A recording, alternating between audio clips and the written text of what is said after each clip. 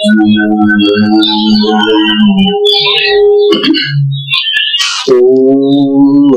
भगवते वासुदेवाय। नमो भगवते वासुदेवाय। नमो भगवते वासुदेवाय। नमो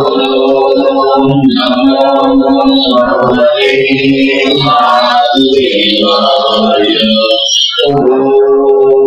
नमो भगवते वासुदेवाय। श्री सद्गुरुनाथ महाराज की जय। अवधूत चिंतन श्री गुरुदेव दत्त। परम पूज्य श्री सद्गुरु संत ज्ञानेश्वर महाराज की जय।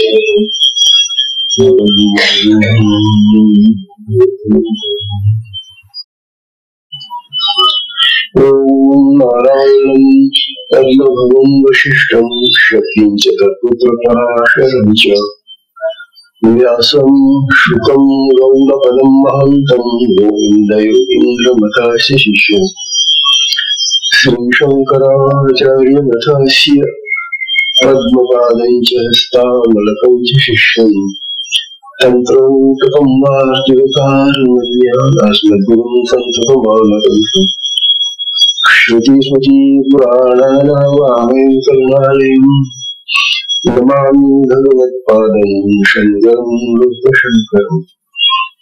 शङ्करं शङ्कराचार्यं केशवं बादरायणं सूत्रभाष्यकृतं वन्दे भगवन्तं पुनः पुनः। नित्यं शुद्धं निराभासं निराकारं निरञ्जनं नित्यबोधं चिदानन्दं गुरुं ब्रह्म नमाम्यहम्। गुरुं ब्रह्म नमाम्यहम्। गुरुं ब्रह्म नमामि। ईश्वरो गुरुरात्मेति मूर्तिभेद विभागिनि व्योमवत् व्यक्तदेहाय दक्षिणामूर्ते नमः। दक्षिणामूर्ते नमः।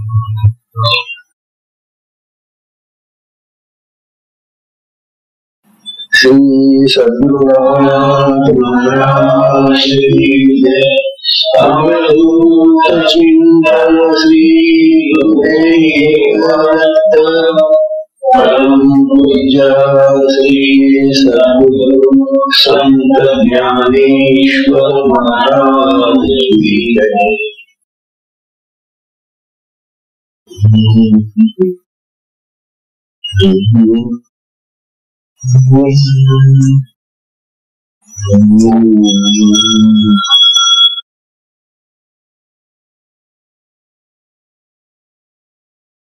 परम पूजनीय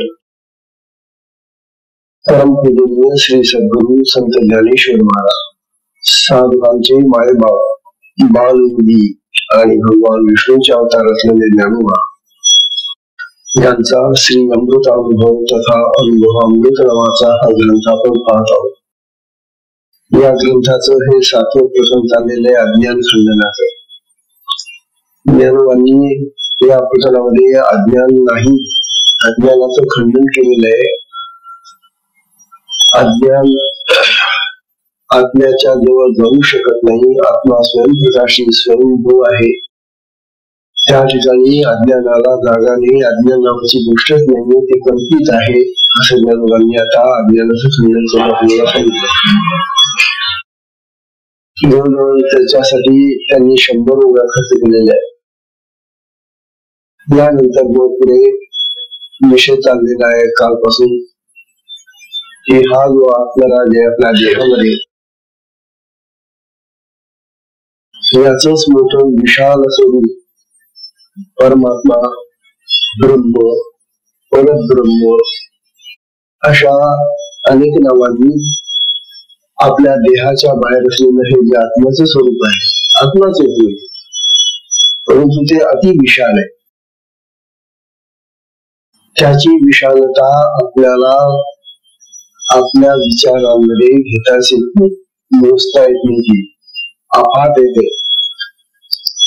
आणि असं जे परब्रह्माचं स्वरूप आहे ते ज्ञान आपल्याला आता आपल्याही देहात असल्यामुळं, सगळ्यात आपल्या देहात ते जवळ असल्यामुळं त्या आत्मस्वरूपाला ओळखा म्हणून साधकांचा इकडे ओढावा, साधकांचं आपल्याकडे लक्ष लागावं म्हणून हा आमचा अनुभव ते सांगतायत.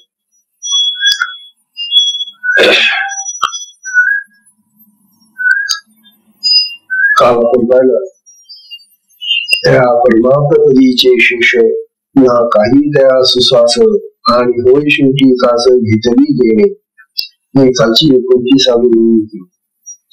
129 मध्ये ज्ञानोबांनी आपल्याला असं सांगून टाकलं काल की हे जे परब्रह्म आधी सगळ्यांच्या आधी त्या परब्रह्माचं जे स्वरूप आहे ते अनाकलनीय आहे. ते वाचा मन बुद्धी इंद्रियांच्या पलीकडचं हे सांगितल्यानंतर सांगितलं की अशा त्या परब्रह्म स्वरूपाला एकाकी नर मध्ये त्याला कर्म नव्हतं म्हणून त्यांनी अनेक होण्याची इच्छा प्रयोग केली, संकल्प केला आणि मग हे सगळं विश्व तयार झालं. त्या परमात्म्याच्या त्या परब्रह्माच्या संकल्पातूनच हे सगळं विश्व तयार झालेले, हे जग निर्माण झालेले. त्यामुळे जे निर्माण झालेले ते परब्रह्माचं स्वरूप आहे असे ज्ञानोबा सांगतात. परंतु मोठी आश्चर्याची गोष्ट आहे की हे जग हे विश्व पाहत असताना आम्हाला त्या परमात्म्याची त्या परब्रह्माची कधी आठवण होत नाही. आम्ही फक्त ते जे आकार रूप रंग आदीने निर्माण झालेलं जगत आहे त्या जगताचे आकारच पाहत बसतो. हा जो त्या परब्रह्माचा जो चैतन्याचा खेळ आहे तो खेळ आम्ही पाहतो. नित्य नवीन नवीन नवीन नवीन नवीन अशी रूप धारण करून हे जगत तयार झालेलं. ज्ञानोबांनी आपल्याला सांगितलं की अरे हे जे सगळं वरचं जगत आहे त्याचा आश्रयाचा भाग आहे, ज्यावर ते आधारलेला आहे ते परब्रह्म आहे. त्या परब्रह्माला जाणा, त्याला ओळखा. आणि मग ज्ञानोबांनी 130वे उद्यापासून हे सुरू होते. ज्ञानोबांतात सर्वज्ञतेची परी चिन्मात्राचे तोंडावरी परी ते आन धरी जाणी देना. ह्या ज्या ओव्या आहेत त्या ओव्या त्या परब्रह्माच्या त्या आत्मस्वरूपाच्या वर्णन करणाऱ्या ओव्या असल्यामुळं आणि ते आत्मस्वरूप आम्ही अनुभवलेलं नसल्यामुळं ज्ञानोबांचे हे जे विचार आहे किंवा हे जे कथन आहे ते आम्हाला लवकर कळत नाही, समजत नाही. स्वाभाविकच आहे, ज्याचा आम्हाला अनुभव नाहीये ते जर तुम्ही आम्हाला काही सांगायला लागलं तर स्वाभाविकच ते आमच्या बुद्धीच्या पुढचं असतं. म्हणून आता ह्या 130व्या आपल्याला सांगताय की शिवापासून तर तृणापर्यंत सर्वज्ञतेची चिन्मात्राचे तोंडावरी. चिन्मात्र म्हणजे काय? त्या चैतन्याचं जे स्वरूप आहे ते त्याला चिन्मात्र म्हटले. त्या परब्रह्माचे जे स्वरूप आहे ते चिन्मात्र आहे, चैतन्य स्वरूप आहे, चैतन्याचं स्वरूप आहे. ज्ञानोबा आपल्याला असं सांगताय की शिवापासून त्या भगवंतापासून त्या परमात्म्यापासून तर थेट एखाद्या लहानशा गवतापर्यंत तृणापर्यंत सगळा त्याचाच खेळ आहे, त्याचाच प्रसार आहे, त्याच्याशिवाय दुसरं काही नाही.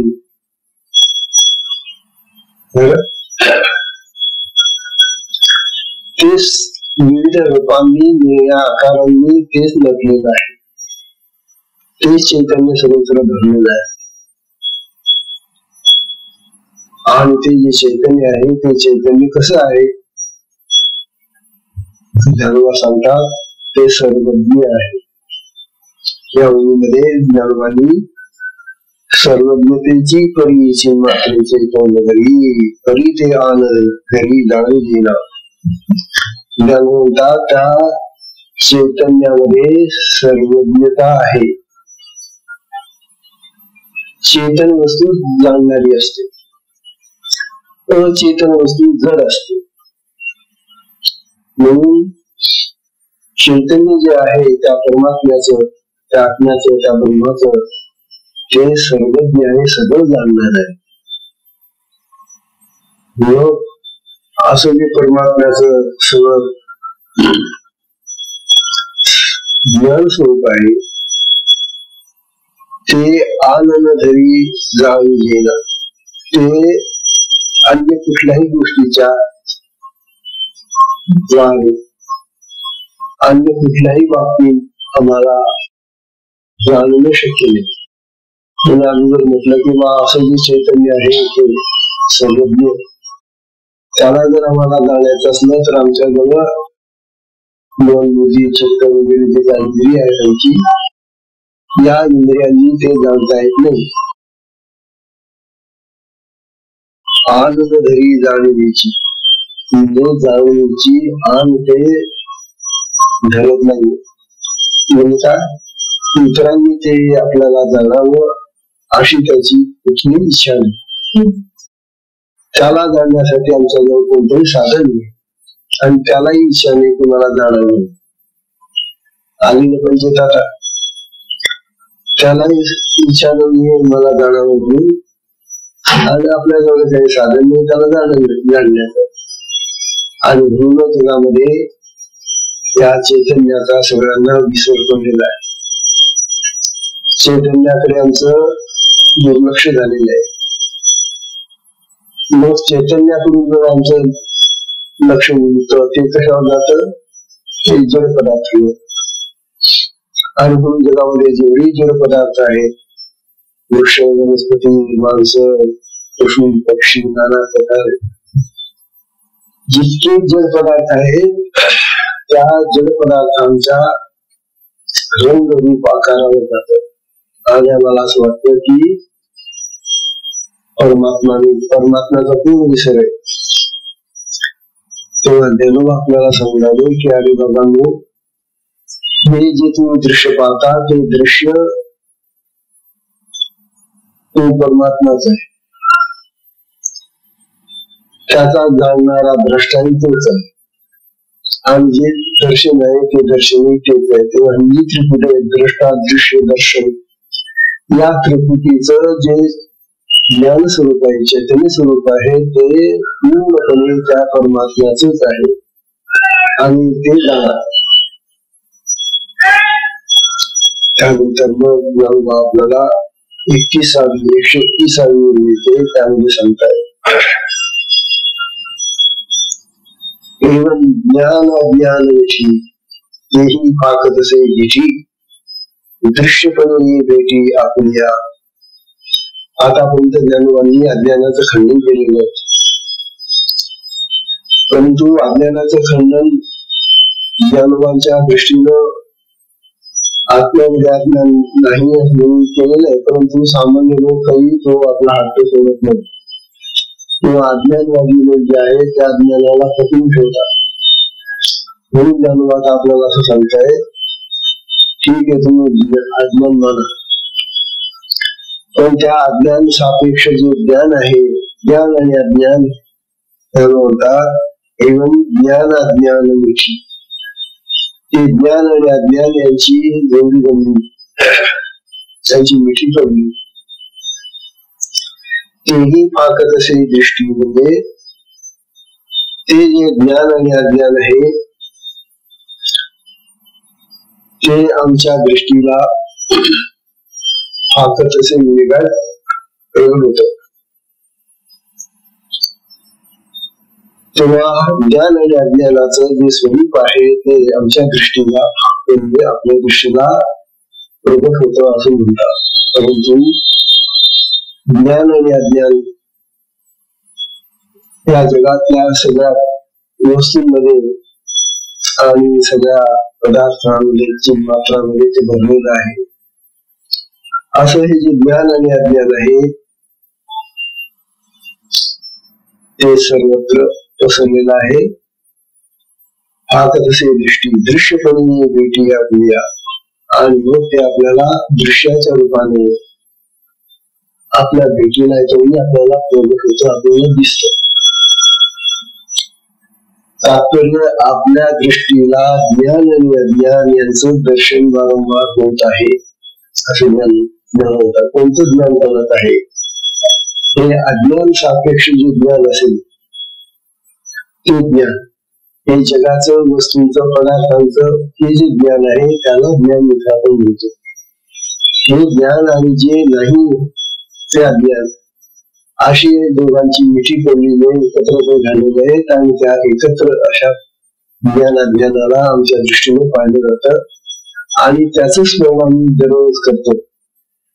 आमचं चिंतन, आमचं मनन, आमचं स्मरण जे आहे आमचं ते त्या ज्ञान आणि अज्ञानाच चाललेलं आहे. परंतु यापेक्षा आणखी यथार्थ ज्ञान जे आहे, खरं ज्ञान जे आहे ते आत्म्यात आहे, त्या परब्रह्मात आहे. ते ज्ञान आपल्याला हवंय. हे जे ज्ञान आहे हे नश्वर आहे, नाशवान आहे. जसं अज्ञान तसं ते ज्ञान आहे, कारण तुझं कुठून ज्ञान संगणाचं होणार आहे. तेव्हा ज्ञानू आपल्याला सांगतायत की आता या सगळ्याला जाणणारा जो आपल्या ध्येयामध्ये असलेला जो आपल्याला ब्रह्माचं स्वरूप आहे, ते चैतन्याचं स्वरूप आहे आणि त्या चैतन्याने आता आपल्याला त्याचं जे प्रत्यक्ष ज्ञान आहे, यथार्थ ज्ञान आहे, खरं ज्ञान आहे ते जाणून घ्यायचं आपल्याला. आणि म्हणून ज्ञान आता पुढच्या मुली सांगतात 132 येते ते दृश्य मोठे देखे आपण स्वयं अदृश्य तोके त्याची दिठीचे मुखे माझी ताके. म्हणतात ते दृश्य, कोणतं दृश्य? हे जगत, या जगाचं हे विश्वाचं जे दर्शन आहे, दृश्य आहे ते आमची दृष्टी पाहते. ते दृश्य मोठे देखे, मोठे मोठं विशाल जगाचं हे भव्य दर्शन आम्ही आमच्या दृष्टीने घेतो. आणि त्यामुळे आपण स्वयं द्रष्टत्व तोके. वास्तविक जेव्हा आम्ही आमची दृष्टीने ते पाहत असतो त्यावेळेला ते पाहण्याचं कार्य तो आत्मराज आमच्या दृष्टीच्या माध्यमातून होतो असं धन्यवाद सांगतात. आमची दृष्टी जे जे पाहते आणि जाणते ते पाहणं आणि जाणणं हे आमच्या डोळ्यांचं दृष्टीचं काम नाही. या दृष्टीमधून ते चैतन्यच प्रगट होतं. त्या आत्मचैतन्याच्या माध्यमातूनच आम्ही पाहतो आणि जाणतो. हे तर खरंय, आपल्या देहामध्ये तो आत्मा आहे, तो चैतन्य घन आहे आणि त्या चैतन्य घन आत्म्याच्या माध्यमातून आपल्याला सगळे व्यवहार आपण करतो. ते चैतन्य निघून गेल्यानंतर मृत झालेल्या माणसामध्ये ते आत्मचैतन्य नसल्यामुळे डोळे असूनही तो पाहू शकत नाही. हे जे डोळे आहेत आपले, ते डोळे त्या मेलेल्या माणसात पण असतात ना त्याच्याजवळ, परंतु त्याचे डोळे आपण किती त्याला बघले बाबा जाता जाताना थोडस बघून जा, परंतु ते डोळे बघू शकत नाही. का बघू शकत नाही? कारण ते आत्मचैतन्य आहे, त्या आत्मचैतन्यामुळे त्याची ती दृष्टी आता बंद झाली. तात्पर्य असं की आपल्याला जे आपण पाहतो, जे जाणतो, जाणणं आणि पाहणं ही दृष्टीचं जे कार्य आहे ते कार्य तो आत्मा करतो, आत्म्याच्या चैतन्याच्या मार्फत करतो. ती शक्ती चैतन्य शक्ती करते असं बोलून आपल्याला समजावे. त्याची दिठीचे मुखे माझी गाते. दिठी म्हणजे दृष्टी, ते दृष्टीमध्ये दाट आणि ते दृष्टीमध्ये दाटलेलं जे चैतन्य आहे ते प्रसृत होत मूर्तीच्या रूपाने आणि मग पदार्थांचं ज्ञान मला होत. तेव्हा सगळा व्यवहार जो चाललेला आहे आमचा तो चैतन्याच्या बळावर चाललेला आहे. आत्मचैतन्याच्या बळावर आमचा सगळा कारभार चाललेला आहे शरीराचा. पण आम्ही कधी असं म्हणतो का की मी जे करतोय ना ते आमचा आत्मा करतोय? आम्हाला त्या आत्म्याची कधी आठवण होती? आम्ही असंच म्हणत असतो की मी करतो, मी. हा जो मी भाव आहे हा देहभाव आहे, जीव भाव आहे. आणि देह करतो, परंतु देह काही करू शकत नाही जर आत्मा नसला तर. आत्म्याचं चैतन्य नसलं त्याच्यामध्ये तर देह काय करू शकतो? म्हणून या देहाला चालवणारा, त्याला कर्माकडे लावणारा, त्याला सगळ्या गोष्टी करून देणारा जर तुम्ही असेल तर तो आत्मराज आहे. त्या आत्म्याच्या चैतन्याने, त्या शक्तीनेच आपण सगळे कार्य करत असतो. म्हणून आत्म्याची आठवण सर्व ठेवा असं तेव्हा होऊन लागेल. तेव्हा हा चाललेला कागदांमध्ये आपल्याला सांगितलं की हा जो आहे हा चित विलास आहे. चितीचा विलास आहे, चित विलास. चिती म्हणजे ती शक्ती, आत्मशक्तीला चिती शक्ती म्हणून आपली कुंडलिनी सुद्धा चिती शक्ती आहे, ती आत्मशक्ती आहे. आणि तिचाच विलास आपल्या देहातही चाललेला आहे आणि तिचाच विलास जगातही चाललेला आहे. म्हणून ज्ञानोबा म्हणतात की हा चित विलास चाललेला आहे.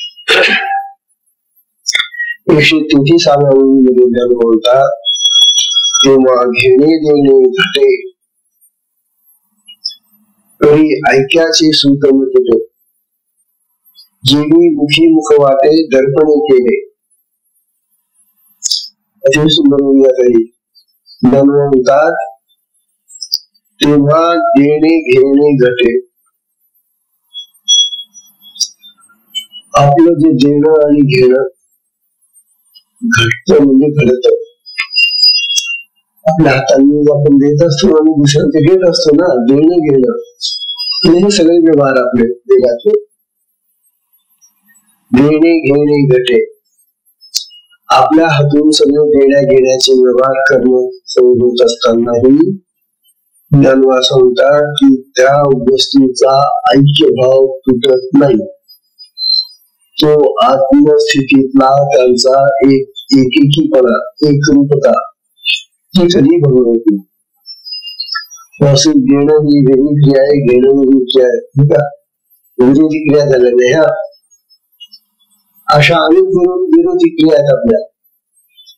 परंतु या विरोधामध्ये, या द्वंद्वामध्ये आत्म्याचं जे स्वरूप आहे ते एकच एक राहतं, ते तुटत नाही. तुम्ही किती प्रकारची कामं करावं, परंतु तुमच्या आत्म्याचे स्वरूप जे आहे ते एकत्वाचं स्वरूप आहे, एकरूपाचं स्वरूप आहे. त्याच्यामध्ये भिन्नता नाही, एक काही तुटत नाही. ते समजायला पहा. तेव्हा देणे घेणे घटे पण ऐक्याचे सूत न तुटे. दृष्टांत म्हणजे जेवी मुखी मुख वाटे दर्पणे केले. म्हणतात आपण आरसा घेतो. आरसा घेतल्यानंतर आपण आपलं बिंब पाहतो. या तोंडाला बिंब म्हटलेले मुख पाहतो. आरशामध्ये या मुखाचं दुसरं बिंब म्हणजे प्रतिबिंब दिसत. बिंब आणि प्रतिबिंब दोन झाले. आरशामुळे आपल्या तोंडाला दोन प्रकाराने, एक बिंब आणि प्रतिबिंब. ज्ञानोबा आपल्याला असं सांगतात की आरशामुळे जे तुम्हाला बिंब आणि प्रतिबिंब असं दोन तोंड मिळाली पाहायला, परंतु प्रत्यक्षात तुमच्या देहावर असलेलं जे तोंड आहे ते एकच आहे की नाही? एका दोन होऊन जातं का? आरसा ही उपाधी घेतल्यामुळे तुम्हाला प्रतिबिंब दिसायला लागलं. म्हणून आरशामुळे बिंब आणि प्रतिबिंब हे जरी दोन दिसत असले तरी मुखाचा एकरूपणा तुटत नाहीस. ते मुख एकच आहे, ते एकटंच राहतं. तस आत्मस्वरूपामध्ये आम्ही जेव्हा पाहतो तेव्हा अनेक प्रकारच्या क्रिया करत असतानाही, विविध प्रकारच्या क्रिया करत असतानाही त्याचा जो तंतू आहे तो तुटत नाही, ते सूत तुटत नाही, म्हणजे ते एकरूप राहत. आत्मस्वरूप सदैव एकरूप राहत असं ज्ञान होत आहे. किंवा ज्ञानवानी दुसरं उदाहरण दिले जात. हे उदाहरण फार सुंदर आहे. आता ही आपली साधी परिचयाची आणि आपण जाणू शकू अशी उदाहरण आता ज्ञानवाद येत आहे. दुसरं उदाहरण 134 मध्ये, अंगे अंगावरी पौडे, अंगे अंगावरी पौडे, शेला वेगळा न पडे, त्या वारुवाचे निपाडे घेणे देणे. वारू घोडा. बघा, बाकी आपण सगळे लोक झोपताना उभं राहून कधी झोपत नाही. झोपतो का?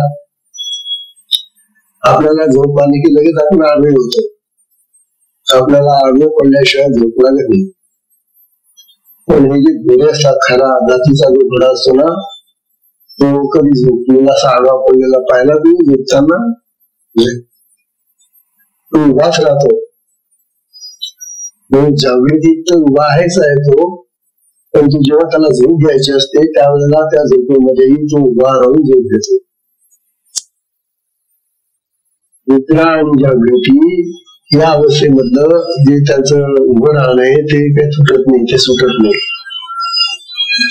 जागृतीत तो उभा राहतो आणि झोप लागली तरी तो उभ्याने झोप घेतो. वैशिष्ट्य पहा त्या घोड्याचं आहे. त्याचं उदाहरण ज्ञानोबा देत आहे. तसं हा जो आत्मा आहे आपला, त्याचं एक रूपत्व, त्याचं एक स्वरूप कधी बिघडत नाही. आपण जागे राहणे ते झोपून जा. जागृती आणि निद्रा ही आत्म्याला काही बिघडू शकत नाही. आत्म्यामध्ये काही फरक पडत नाही. तुम्ही जागे राहा, झोपून जा. तेव्हा जागृती आणि निद्रा, जाग आणि झोप याच्यामुळे आत्म्यामध्ये काही फरक पडत नाही. तो तसाच्या तसा राहतो बाबा, जसा तो घोडा. त्यांचं उदाहरण घेऊन ज्ञानोबाला सांगितलं की हा आत्मराज एक स्थिर असा कायम तसाच्या तसा राहतो. म्हणून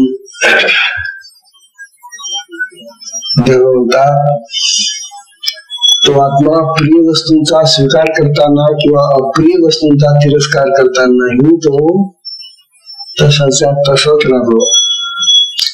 जगामध्ये आपल्याला सगळ्या गोष्टी प्रिय असतात असं नाही. काही गोष्टी अप्रिय असतात, त्या आपण घेत नाही, स्वीकारत नाही. आणि ज्या प्रिय असतात त्या स्वीकारतो. स्वीकारणं आणि तिरस्कार करणं ह्या ज्या दोन भिन्न क्रिया आहेत आपल्या, त्याही वेळी आत्म्याचं स्वरूप तसंच राहतं असं म्हणून आपलं. 135व्या मध्ये आता जरूर आपल्याला सांगताय 25 आधी चुकलं. 135 135व्या मध्ये ज्ञानोबा आपल्याला असं सांगतायत. आता पुन्हा पाण्याचा दृष्टांत घेऊन सांगताय. पाणी कल्लोळाचे निमिषे, आपण पे विल्हावे जैसे, वस्तू वस्तुत्वे खेळू तैसे सुकल आहे. धर्माची काय फार सूक्ष्म अशी दृष्टी काय त्यांची. म्हणतात पाणी कल्लोळाचे निमिषे वेल्हावे खेळे. हे जे पाणी असतं, पाणी नदीचं पाणी वाहत असतं किंवा समुद्रामध्ये पाणी असतं, हे जे पाणी आहे ते पाणी जेव्हा त्याला खेळायचं असेल तेव्हा त्याच्या लाटा तरंग येतात. कल्लोळाचे निमिषे, कल्लोळ म्हणजे त्याला लाटा येतात. त्या लाटांच्या रूपाने ते पाणी स्वतःच खेळत असतो. पाणी पाण्यावरच खेळत. त्याला आधारे पाणी आहे आणि जे खेळणार आहे तेही लाट रूपी पाणीच आहे. अशा प्रकारे पाणी पाण्यावर खेळत असत. त्यामुळे सांगतात हा जो दृष्टांत आहे हा दृष्टांत सगळ्यांना समजणारा असा दृष्टांत देतात त्याला. तेव्हा नद्या ओढे वगैरे वगैरे वगैरे सगळ्या ठिकाणी पाणी आहे. त्या पाण्याच्या वर लाटा त्या प्रमाणामध्ये लहान मोठ्या असू शकतात. ह्या लाटांच्या खेळण्याने त्या पाण्याचं काही स्वरूप बदलतं का असं त्यांना विचारत आहेत. ज्ञान म्हणतात पाणी ते पाणीच राहत. पाण्याच्या त्या ओघाने वाहण्याने सुद्धा पाण्याच्या ओघामध्ये येणाऱ्या लाटांनी पाण्याचं जे रूप आहे स्वरूप आहे ते बदलत नाही. पाणी पाणीच राहत. त्याप्रमाणे हे दृश्य जे जगत आहे हा दृश्य जगताचा खेळ ते चैतन्य करत. ती चेतन सत्ता जगाची निर्मिती करतं, दृश्य तयार करतात, नष्ट होतात, क्षणांवर दाखवतात, नष्ट होतात. आपल्या दृष्टीने खूप काळ ते दृश्य असतं असं वाटतं आपल्याला. परंतु कालाच्या ओघामध्ये क्षण क्षण क्षण क्षण एकेका क्षणामध्ये नवीन नवीन चित्र तयार होतात आणि जातात, जातात येतात, जातात येतात, जातात येतात. जसे त्या लाटा, ते बुडबुडे लाटा, ते पाण्याची चित्र येते. ती पाण्याची चित्र जशी त्या पाण्यावर येतात आणि जातात क्षणाक्षणाला, तशी त्या चैतन्याची चित्र, त्या ब्रह्माचं त्या आत्म्याचं जे चैतन्य आहे, शक्ती आहे, ती तिची ही चित्र म्हणजे हे सगळं जगत आहे, हे विश्व आहे.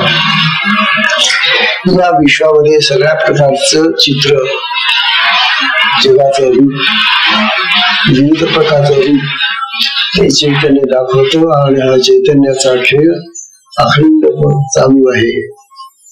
जगाच्या आरंभापासून तर अंतापर्यंत असाच हा खेळ चालू जातो. परंतु हे जे खेळ पाहताना आम्हाला वाटतं ते चैतन्य आम्हाला कळत नाही, दिसत नाही. आम्ही पाहतो फक्त दृश्य, आम्ही फक्त लाटा पाहतो, बुडबुडे पाहतो, तेवढंच पाहतो. परंतु ज्या पाण्याच्या आधारावर ते चाललेलं आहे तिथलं लक्ष नाही आमचं.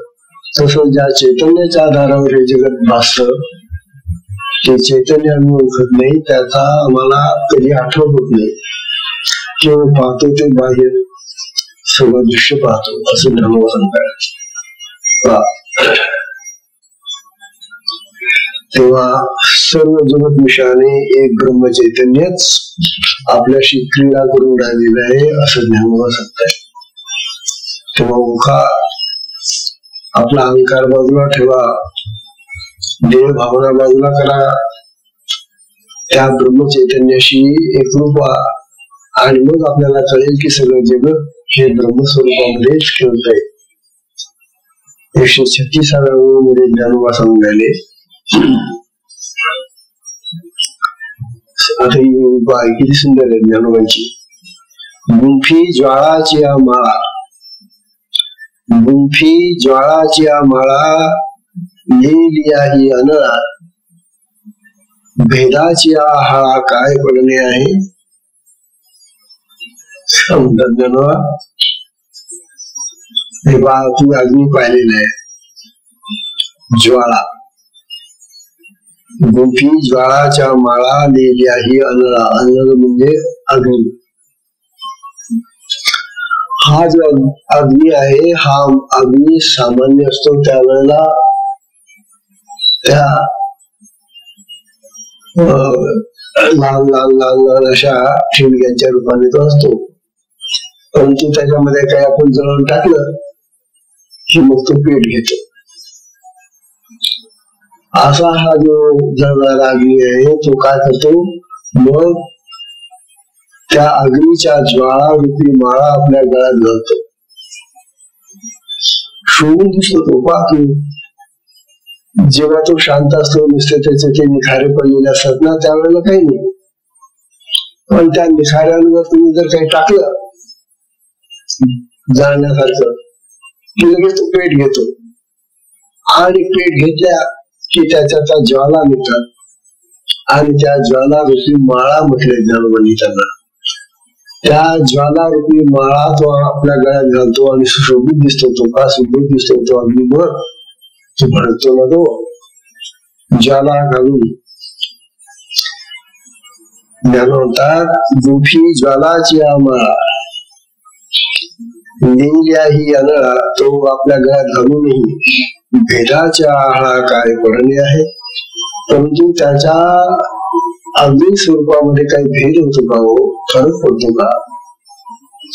जेव्हा तो साधा अग्नी होता, ज्या वेळेला तो पेटत नव्हता, त्याच्यात कुठल्या प्रकारच्या ज्वाला निघत नव्हत्या, त्यावेळेचा तो अग्नी आणि तो पेटणारा अग्नी, त्याच्यामुळे ज्वाळा तयार झाल्या आणि त्या ज्वाळांच्या माळा त्याने गळ्यात घातल्या, सुशोभित झाला. असा हा सुशोभित झालेला दुसरा प्रकार अग्नीचा आणि तो पहिला प्रकार. त्यामुळे तो अग्नी म्हणून त्याचं जे स्वरूप आहे त्याच्यामध्ये काही भेद होतो का, फरक पडतो का? तर नाही. अग्नीचं जे ज्वालाग्रही स्वरूप आहे ते कायम राहतं. मग तो कुठल्याही रूपात असो, तो सामान्य रूपात असो नाही तर विशेष रूपात येतो, कोणत्याही रूपामध्ये तो अग्नी असला तरी तो अग्नी भेद नाही त्याच्यामध्ये, फरक नाही त्याच्यामध्ये, तो अखंड अग्नी म्हणूनच राहतो.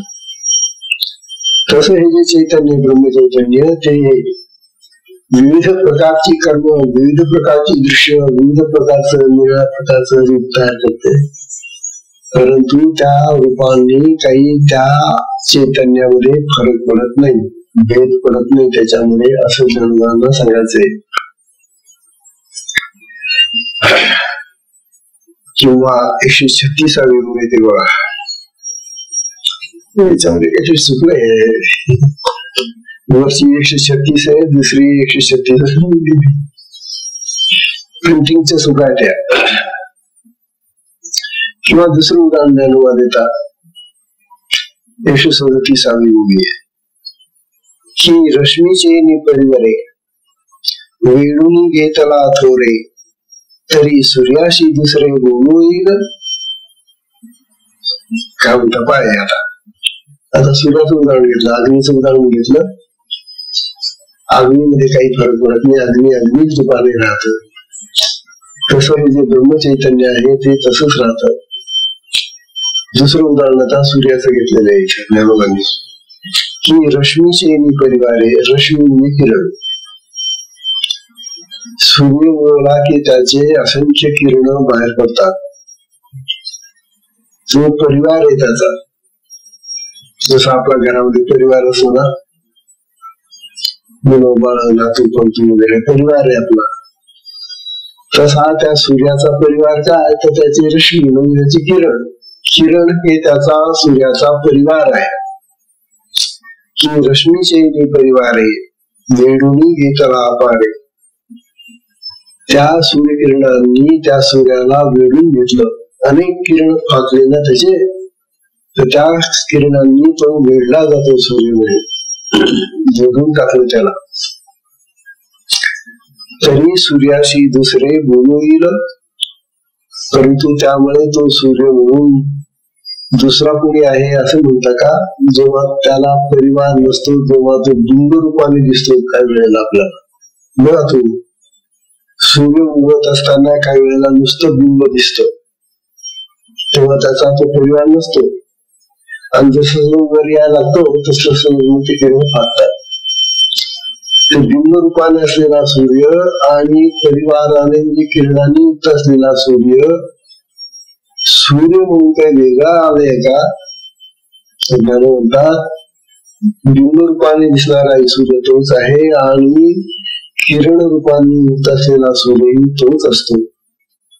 तद्वत हे जे परब्रह्माचं स्वरूप आहे ते तसं आहे असं ज्ञान म्हणतात. किंवा तिसरं आणखी उदाहरण देतात 138वी. आता चांदण्याचं उदाहरण घेतात ज्ञानोबा, चंद्राचं उदाहरण घेतात. चांदणियाचा घेसू चांदावरी पडल्या बहुसू काय केवळपणी ग्रासू त्रासू देखीजे ना. म्हणतात चांदणी यांचा घेऊन चंद्राच्या अंगावर जेव्हा चंद्राचेच किरण पडतात, चंद्र जेव्हा निळ्या प्रकारच्या किरणांनी सुशोभित दिसतो, चांदणीयाच्या घेऊन चांदावरी पडल्या पुष्कळ, त्याचे असंख्य किरण त्याच्या अंगावरच पडतात. त्यावेळेला तो चंद्र काय त्रासून जातो का, रे मी किती आता दुःखी झालो, माझ्या अंगावर किरण पडले रे, जावा रे, सोडा रे मला, या किरणांनी मला वेरून टाकले रे, असं म्हणतो का तो? नाही, ते त्याचं स्वाभाविक असं प्रगट होणे, ते प्रकाशने. तेव्हा तो प्रकाशित होणारा चंद्र आणि जेव्हा तो प्रतिपदेचा द्वितीयचा कोरीचा चंद्र असतो, त्यावेळेला दिसणारी ती कोर, त्या ठिकाणी कुठले प्रकाश किरण नसतात त्याच्यावर. परंतु चंद्र म्हणून काही तो वेगळा नसतो, मग तो पौर्णिमेचा असो नाहीतर कुठल्या प्रतिपदेचा असो, चंद्र म्हणून चंद्रच आहे. त्याच्या किरणांनी तो आच्छादला गेला तरी चंद्र आहे, आणि किरण नसतानाही तिची कोर दिसते तरी तोही चंद्रच आहे. म्हणजे चंद्रामध्ये काही भिन्नता नाही. ही गोष्ट आपल्याला वारंवार पुन्हा दृष्टांतांनी समजून सांगावी. बघा, 139वी ओळ येते. 139व्या ओळीमध्ये ज्ञानमाता दुसरं उदाहरण तुम्हाला सांगायले. दळाच्या सहसरोरी फाकू आपुलिया परी, तरी नाही दुसरी भास कमळी. कमळाचं फुल असत, ती पाकळी असते, जेव्हा ती येते वर तेव्हा ती पाकळी असते. आणि जेव्हा काही चंद्रविकाशी कमळ असतात, काही सूर्यविकाशी कमळ असतात. तर दिवसाला उमलणारे, सकाळी उमलणारे जे सूर्यमुखी कमळ असतात, ते सूर्याचं तेज पडलं की लगेच उमलायला लागतात. ज्यामुळे सांगतात ते कमळ उमललं की त्याच्यामध्ये सहस्र पाकळ्या असतात, 1000 पाकळ्या असतात. त्याला त्या विकसित होतात. कमळाला 1000 पाकळ्या येऊन ते विकसित झालं तरी कमळ म्हणून ते एकच राहतं, पाकळ्या अनेक झाल्या. आता जेव्हा ते पाकळीच्या रूपाने वर आलं होतं तेव्हा ते कमळच होतं, तेव्हा एकही पाकळी नव्हती. आणि आता जेव्हा त्याच्यावर सूर्याचे किरण पडले तेव्हा ते विकसित झालं, विकसलं, आणि त्याच्यामध्ये हजारो पाकळ्या दिसतात, सहस्र पाकळ्या आहेत. म्हणून कमळ हे जे त्याचं स्वरूप आहे ते काही बिघडत नाही. 1000 पाकळ्या येऊन नाही तर ती कळी असो, कमळ ते कमळच राहतं, त्याच्यामध्ये काही बिघाड होत नाही. त्याप्रमाणे हा जो आत्मराज आहे, त्या आत्मराजाचं जे चैतन्य आहे, ते चैतन्य विविध प्रकारचं कार्य करत असताना कधी अनुकूल, कधी प्रतिकूल, कधी चांगलं, कधी आपल्या दृष्टीनं वाईट, नाना प्रकारची कार्य करत असताना हे ब्रह्मचैतन्य अनेक पद्धतीनं त्या कार्यामध्ये लागलेलं आहे. परंतु त्याचं एकत्व कधी भंग पावत नाही, असं ज्ञान आपल्याला समजून आलेले. तात्पर्य असं, यातून आपल्याला असं स्वीकारायला मिळालं की आपल्या देहामध्ये असलेला हा जो आत्मराज आहे, त्या आत्मराजाची जी शक्ती आहे, चैतन्य शक्ती, जिला आपण कुंडलिनी नाव देतो आपल्या साधनेमध्ये, ही चैतन्य शक्ती, ही कुंडलिनी विविध प्रकारच्या क्रिया करते आपल्या देहामध्ये. कधी चांगल्या असतात, कधी वाईट असतात, कधी कशा असतात, कधी कशा असतात, विविध प्रकारच्या क्रिया होतात. तिच्या क्रिया विविध प्रकारच्या असल्या तरी एकत्व भंग पावत नाही, हे आपल्याला ज्ञानयोगानं सांगायचं. तेव्हा साधनेमध्ये आपल्याला होणाऱ्या विविध प्रकारच्या क्रियांमधून ती जी शक्ती आहे, ते जे चैतन्य आहे, ते आत्मचैतन्य, त्याच्यामध्ये कधीही बिघाड होत नाही, ते एकरूप राहतं, एकसंग राहतं, अशा प्रकारचा हा बोध आहे. तेव्हा आपल्या साधनेमध्ये जर आपल्याला उलट्या सुलट्या काही क्रिया झाल्या काही भेसूरपणाच्या क्रिया होतात, काही सुखद क्रिया होतात, आनंदाच्या हसण्याच्या क्रिया होतात, त्या आपल्याला गोड वाटतात. परंतु काही भेसूर क्रिया व्हायला लागल्या की आपण म्हणतो बापरे एका भयानक, आपल्याला भीती वाटते. तेव्हा अशा वेळेला ज्ञानोबा आपल्याला सांगतात की अरे हे सगळं त्या चैतन्याचा तो खेळ आहे. जे काही सदैव एकाच पद्धतीने खेळत असेल, खेळ खेळताना मुलं पाहणार कसे विविध पद्धतीने खेळतात ना. बघा लहान लहान पोरं असतात, ती पोरं घरामध्ये सगळं चांगलं जेवण खाऊन करून नंतर बाहेर जातात खेळायला. आणि खेळ खेळत असताना एवढं खाऊन पिऊन झाले असताना सुद्धा भातुरीचा खेळ जेव्हा ती पोरी छोटे खेळतात, त्या भातुरीच्या खेळामध्ये सुद्धा जोच वाटण्याचा असतो. पात्र वाटतात, ते भांडे ठेवतात, तो त्या भात शिजवतील, गोळ्या लोटेल, लाटेल, काय सगळं अगदी घरातलं जसं चाललेलं असतं ना तसं त्या पोरी ती मुलं तो भातुरीचा खेळ खेळतात. आता हा बाहेरचा भातुरीचा खेळ जसा खेळ आहे, पण हा घरातला आमचा स्वयंपाक घरातला जो बाहेरचा भातुरीचा खेळ आहे त्याला आम्ही खेळ म्हणत नाही. असे तुम्ही खेळच आहे. दोन्ही खेळामध्ये साम्य सारखे पण आहे. म्हणून ओळखा हे सगळं जीवन म्हणजे खेळासारखं आहे. हा चिदविलास आहे, हा चैतन्याचा विलास आहे. ही चेतना सदैव अशी नाना प्रकारचे खेळ आपल्याकडून करून घेते आणि ती करते. आणि आपल्याला असं वाटतं की मी करतो, तेव्हा आपण काही करत नाही, ती शक्ती करून घेते, करते. तिचा खेळ आपण पाहत राहावा. अनुकूल वाटला, प्रतिकूल वाटला तरी तो पाहत राहावा. आपल्या इच्छेप्रमाणे ती कधी करत नाही. अशा प्रकारचा हा उद्देश आहे ज्ञानोबांचा. सत्संगाची संपलेली तेव्हा सत्संगाला विश्राम देऊ. 139व्या देऊया आज सुटली आपली. उद्या 140वी ओवी येते.